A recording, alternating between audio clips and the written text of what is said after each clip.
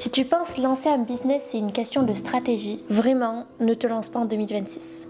Je vais t'expliquer aujourd'hui dans cette vidéo qu'est-ce qu'il faut que tu mettes en place avant, dans quel état d'esprit tu vas devoir être pour justement lancer ton business en 2026 et atteindre réellement la vie que tu veux. Dans cette vidéo, je ne vais pas parler d'argent, d'algorithme, quel est le meilleur business à faire en 2026. Je vais parler de toi, il y a une araignée. Je vais parler de réellement les fondations intérieures qu'il faut avoir, mentales, psychiques, pour évoluer en fait. Déjà, ton business va remettre en doute tout ce que tu as aujourd'hui, tout ce que tu as dans ta réalité de maintenant. Ça va tout remettre en question. Tes relations, ta vie perso, ta vie pro, tout. Donc déjà, il faut que tu sois prêt à que ça va chambouler vraiment un aspect de ta vie. Tu vas te découvrir au plus profond de toi-même et du coup, tout ce que je viens de dire, ça va travailler sur ton identité. Je vais te dire ce qui s'est passé pour beaucoup d'entrepreneurs que j'ai rencontrés, ce qui s'est passé pour moi et je vais faire une généralisation, mais juste conseil, prends avec pincette ce que je te dis et après fais ton expérience en 2026. Déjà, si tu n'es pas prêt ou prête intérieurement à changer, ne te lance pas dans un business en ligne, réellement. Se lancer dans le business aujourd'hui, c'est vraiment aller dans l'inconfort, dans tes peurs les plus profondes parce que tu vas être confronté à la peur de l'échec, à la peur de décevoir des gens, le besoin de reconnaissance. Et ça, si tu n'es pas prête à accepter le fait qu'il va se passer beaucoup de choses et que des fois peut-être tu vas échouer 10 fois pour avoir ton premier résultat, ne te lance pas dans un business en ligne. Ça, tu vas l'apprendre au fur et à mesure du temps. Mais déjà, aujourd'hui, je te donne un conseil. Quand tu vas te lancer, il faudra que tu arrives dans un lâcher-prise, d'accepter les expériences qui arrivent et que le timing,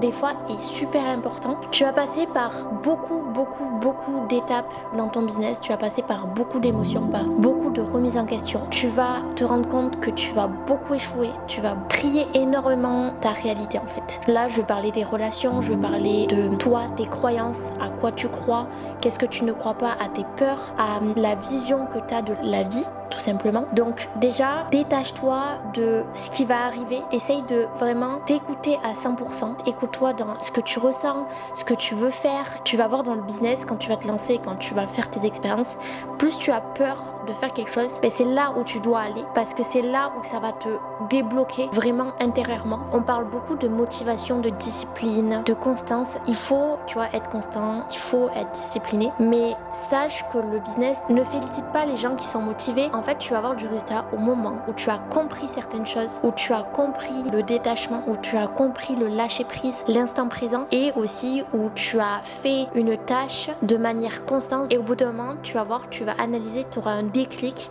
et tu auras le résultat ou l'objectif atteint. C'est comme ça que ça se passe. Mais dis-toi, les objectifs que tu as et aussi les réussites que tu vas avoir, ça ne définit pas ta valeur. Donc si tu échoues, ça ne veut pas dire que tu es une merde. Vraiment pas. Donc ça, c'est quelque chose de très important. Détache-toi de l'échec par rapport à toi. Ne te dis pas « Ah, j'ai pas réussi ça, du coup je suis nulle ». Non, ça ne définit pas du tout ta valeur. Ta valeur est exceptionnelle et ça, il faut que tu le saches, que vraiment tu l'incarnes parce que c'est comme ça que tu vas envoyer une énergie, attirer des choses que tu n'y penses même pas. Je vais parler des erreurs invisibles qu'on voit pas si tu te lances trop tôt et qui peuvent vraiment te porter préjudice sur le long terme. Ne pas comprendre ton pourquoi en profondeur.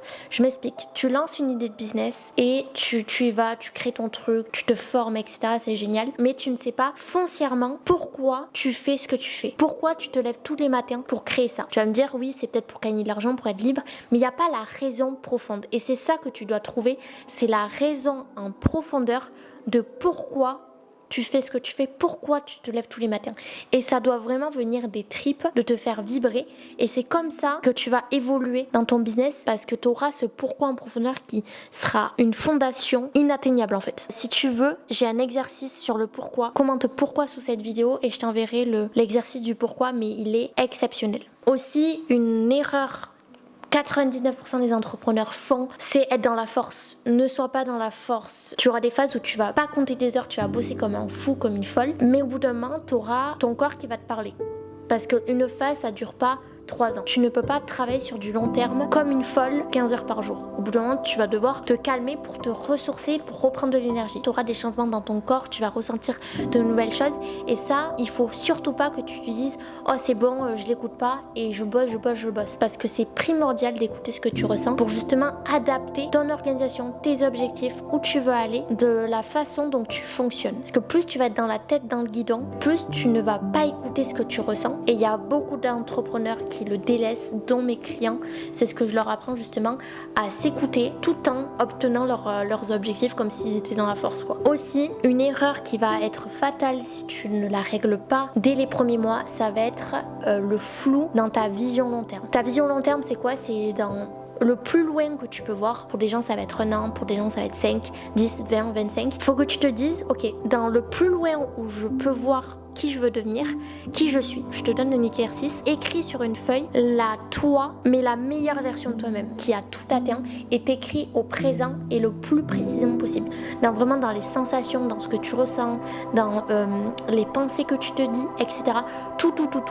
Et en fait, tu vas mettre à ton cerveau une clarté. Du coup, il va savoir où tu veux aller et ça sera beaucoup plus simple pour déterminer tes objectifs, pour prendre des décisions. Mais dis-toi que cette vision, vu que tu vas évoluer, elle va évoluer aussi.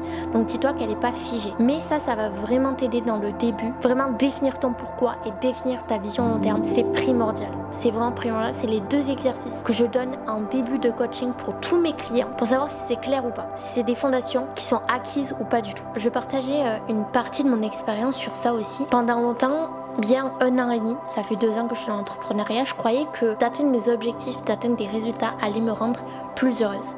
Spoiler alerte, pas du tout. Mais pas du tout. Cette année 2025, j'ai tout atteint. Vraiment, j'ai atteint tout ce que je voulais et je suis choquée même. Je revois mon vision board, j'ai tout atteint. Mais dites-vous qu'il y a 1 mois, j'ai fait un burn-out. Parce que justement, j'étais trop dans la force. Et c'est pour ça que je voulais amener cet aspect des erreurs invisibles. Parce que j'en ai fait aussi. Et en fait, on les voit pas parce qu'on n'en entend pas parler forcément de ça.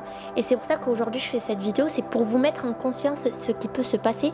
Et du coup, vu que vous l'avez en conscience, vous allez moins le faire. Même si, comme je vous ai dit, prenez avec pincette ce que je vous dis. Prenez ce qui vous parle. Ça, c'est super important pour ensuite faire votre expérience. Mais je me suis rendu compte en fait que j'étais plus heureuse même en atteignant tous mes objectifs du monde parce que le moment où tu détermines ton objectif, imaginons je détermine un objectif maintenant, je suis malheureuse, mais dans le moment où je l'atteindrai, je serai malheureuse parce que je n'aurai pas travaillé sur mon état émotionnel. Et là, c'est ce que j'ai fait cette fin d'année, c'est que je travaille vraiment sur moi, sur mon bien-être et bizarrement, je bosse, je suis pas dans la force, mais niveau financier, j'ai atteint beaucoup plus que la moitié d'année. Vraiment 2 fois plus que ce début d'année niveau financier parce que je n'étais pas dans la force. Dites-vous que là j'ai signé avec mes associés pour en 2 semaines 5 000 €. Et alors que je travaille vraiment sur mon bien-être, je fais des actions qui m'apportent de l'énergie, des actions aussi qui m'apportent du résultat. Donc en fait c'est une équation qui fonctionne. Et c'est ça que j'ai appris cette année dans mon business, c'est ne pas être dans la force, faire des actions qui t'apportent du résultat et de l'énergie. Et c'est comme ça en fait que tu réussis. Je me suis rendu compte que pour moi c'est comme ça que je réussissais. Donc si ça te parle, teste et tu verras. Mais dis-toi, pour conclure, le business ne te demande pas de travailler plus, c'est toi qui vas t'auto-saboter. Parce que au début, tu vas devenir esclave de ton business. Et ça, c'est très triste. Parce que l'objectif, c'est d'être libre aussi en faisant ce business-là, en se lançant dans l'entrepreneuriat. Donc, dis-toi que si tu te rends compte que tu es esclave de ton business, c'est une phase. Et tu vas te rendre compte qu'au bout d'un moment, tu prends en expérience, trouve vraiment ce qui te passionne, trouve ta compétence innée réellement. Parce que la compétence innée, c'est quoi ? C'est ce que tu fais naturellement et où tu es bon ou bonne naturellement.